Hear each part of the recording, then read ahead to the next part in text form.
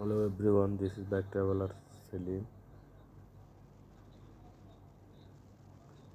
আমি অ্যাকচুয়ালি এত স্পিড উঠাই না, কেমন লাগলে জানাবেন। স্পিডটা ভালো লাগলে শেয়ার করবেন, চ্যানেলটি সাবস্ক্রাইব করবেন। আর কি অবস্থা সবার, কে কোথা থেকে, দয়া করে কমেন্ট না করলে কেমনে বুঝবো ওনারা দেখছেন কি দেখছেন না। একটা কথা আছে না, পাগলের সুখ মনে মনে, আমার সুখ কিন্তু গাড়ি টানে।